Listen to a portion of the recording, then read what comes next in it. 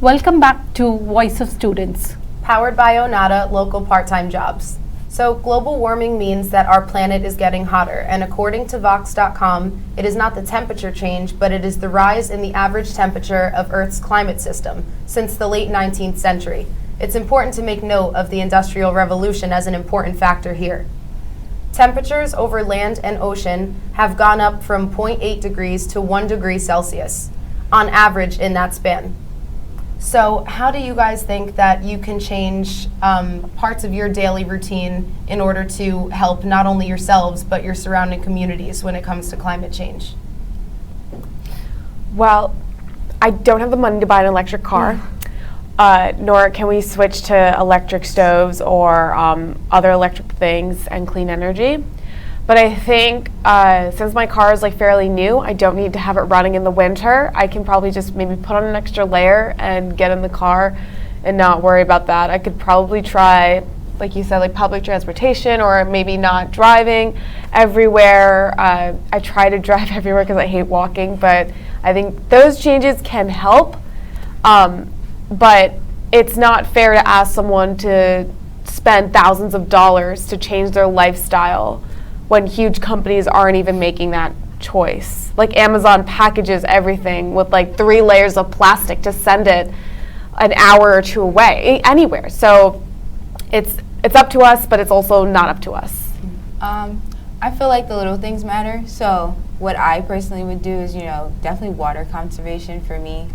I use a lot of water. Shorter showers, yeah. Yeah, so definitely I feel like shorter showers is a big thing for me, especially probably trying to drink tap. I'm not really big on it at all. I don't feel like... It tastes different. It does. It really does. It's a really big challenge for me. Definitely trying to purify my water. I would be willing to at least buy a water purifier for my faucet at home and be willing to, see how the tap water goes. I'm definitely big on Fiji water. But like I said, I would definitely see with more water conservation for me personally. My car is a little bit older, so definitely idling my car. I would probably try to hold back on that. Like Jane said, wearing layers is definitely a big thing. I would definitely be willing to, put on another shirt or two, so that way I'm not as cold getting into my car. Lights, definitely not leaving the lights on and the TV on. Not only does it, run up the bill, but it's just more electricity and more of your gas running. Same thing with heat. If you're not in the house, maybe you can turn your heat down a little bit lower, so not everything's pumping so much, and you'll be able to turn it on later. Just energy conservation. Yeah, and I think all those are great ideas, but Of course they are. But I mean, it's hard to not do it. I mean, I'm a commuter, you're a commuter. It's hard. We can't even get to school. We have to go on the highway. We have to drive, and when it's cold in the winter, it's not like we can take a bike or we can go feasibly get onto a bus schedule. I mean, it's just kind of inconvenient to do all those things. Like you said with Amazon, it's got to start from the top, and then it's got to trickle down to the bottom, where it's realistically it's feasible for everyone to do it. But I think the small things, they do help, but I think it's got to start from the top. Yeah, I definitely agree with what Jane said about spending thousands of dollars trying to conserve energy, like buying an electric car, or buying a new stove that's electric, or just revamping your whole house. It's a lot of money for middle class and even lower class citizens. So I feel like we should, although we would have to start small, I definitely agree with both of you that it starts from the top. So the Amazon and packaging, and even just have UPS running their their trucks everywhere, and post office, things like that. It would have to be starting from factories and big industries and big companies that pretty much hold everything accountable. Right. And earlier you were saying that people wouldn't realize it, a problem unless it's right in their face. So who's that's going to affect are people of lower income. They're going to see the effects first, because rich people can just buy stuff. They can just move somewhere else. They can move to an island. Right. But what's going to suck is that we're not going to, lower income people or middle class people aren't going to be concerned with it, and then we're going to see the effects, and then we're going to be angry. But we're not only blaming ourselves, we're blaming all those rich people who have so much money and all those big corporations that aren't making changes. Yeah, you even see like lower income families. People know that eating fast food isn't good for you, but that's the cheapest option, and people have families to feed, and they have to do that. Like it's not it's extremely expensive to, like you said, to get a new car that is better for the environment, electric car. But it's not economically possible unless there's like cheaper options and like companies actually care to lower the prices or make it feasible for people to do it. It's not going to happen. It's not their main focus. No, it's not. Especially when you're a college student too. Exactly. Yeah, like Definitely you agree. said that we see a lot of college students doing a lot of online shopping, and you mentioned that Amazon uses a lot of packaging material. So how initially when internet and emails and iPads were not there, the technology was not there, people used to burn a lot of 5,000 acres of forest. So the forest was getting depleted. But now the technology is, because of the technology, we see a lot of plastics and a lot of packaging material that is being used. So what is your view? What should be done? Well, at Rutgers, I think there's, like, again, it's inconvenient to get rid of all your plastics.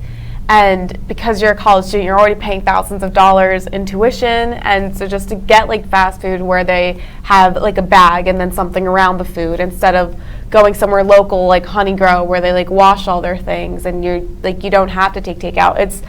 It's really a choice like you have to make while you're there, and if you have the means to make that choice. But Rutgers I think there's students at Rutgers who are doing like a group effect, trying to get rid of trying to make recycling like single-use plastics and stuff like that. So there is an effort, but I don't see it coming from the university. That's actually funny because one of my friends in class, she actually was handing out, pamphlet to sign, so that way like they would stop giving out like those single plastic bags that you get At from like the dining hall? Yeah. Like things like that, or like the grocery store that you have, like they're trying to ban it from like New Brunswick. And to me, I'm like an advocate for like single plastic bags. Like I use them for like everything. If I don't have something, I'll just put it in a plastic bag. Like if I'm running out of bags of something else, I'm packing, I'm trying to go somewhere, I'll use those. So I feel like they're almost essential for people as a college student. I can't just go buy like a whole new tote and just use it as I please, especially if it's like something that I only need for like 5 minutes. I could probably, give it to somebody else. If it's raining and someone doesn't have an umbrella, like most of the time they'll put a plastic bag. Or I know a lot of people, they like to, keep their shoes clean. If it's raining outside, they'll put plastic bags over their shoes.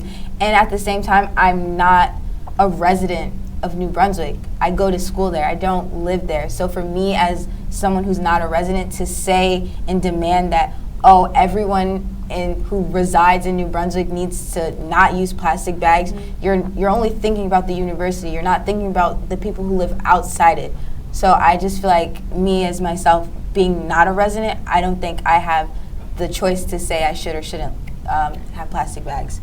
In California at Target, they have if you have plastic bags, if you need a plastic bag to take your stuff home, they charge you an extra 30 cents per bag.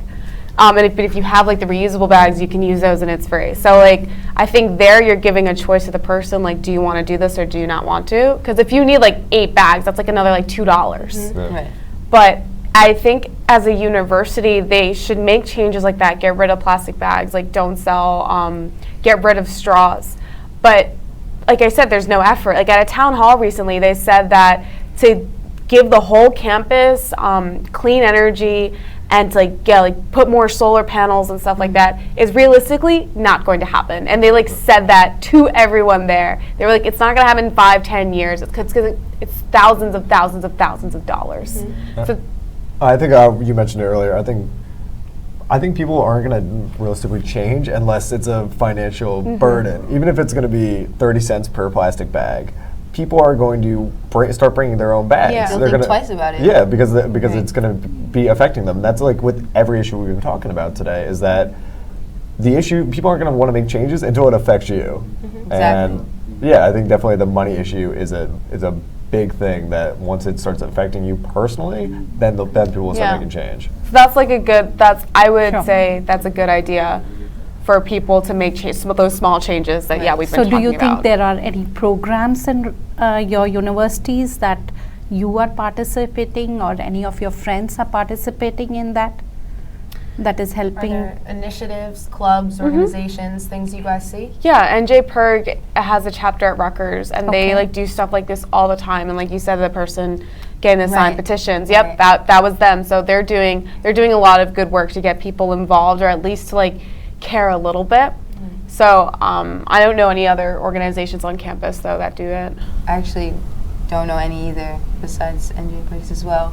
Okay, so you guys said that you know of the student organization NJ and you don't know about any other organizations on campus? Are you aware of any other initiatives?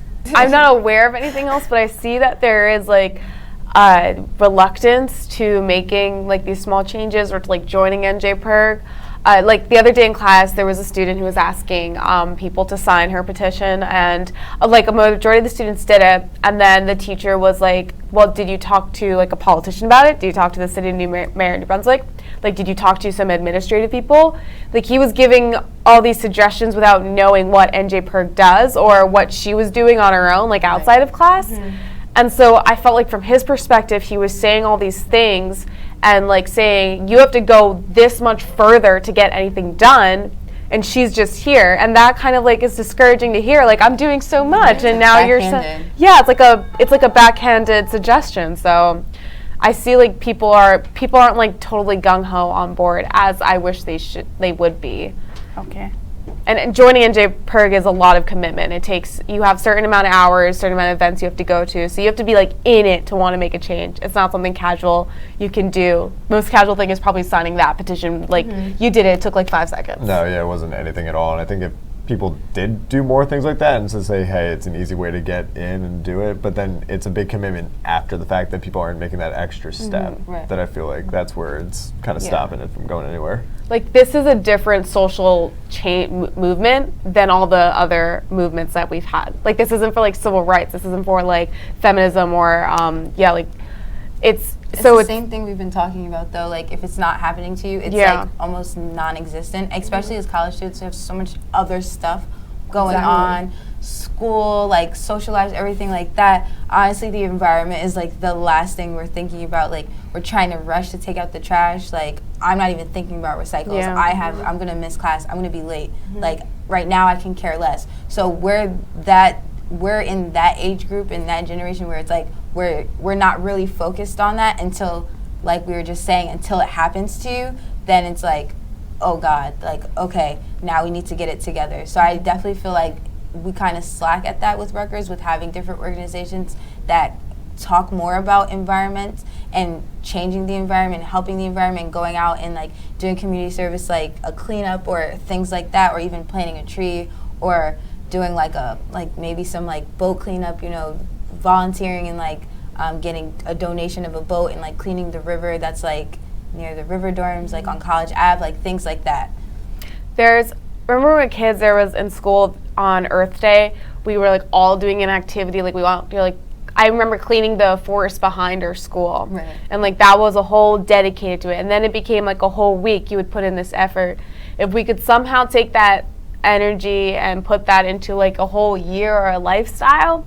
But again, realistically, that's not going to happen because we're so busy and we don't care, and life just hits you fast, and then you're out of school and you're like, why do I care about whether Rutgers uses renewable energy or not?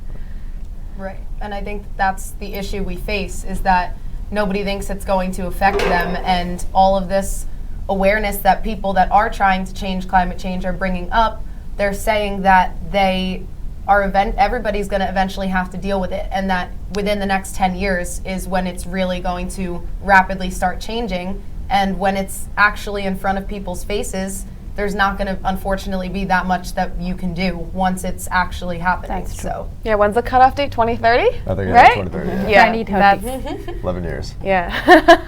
I would like to thank you all. Wonderful views that you had, and you expressed your opinions.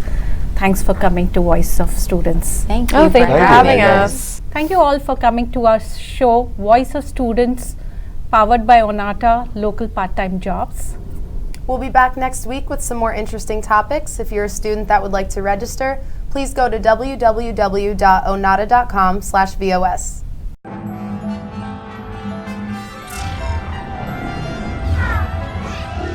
voice of students. Powered by Onata, local part-time jobs.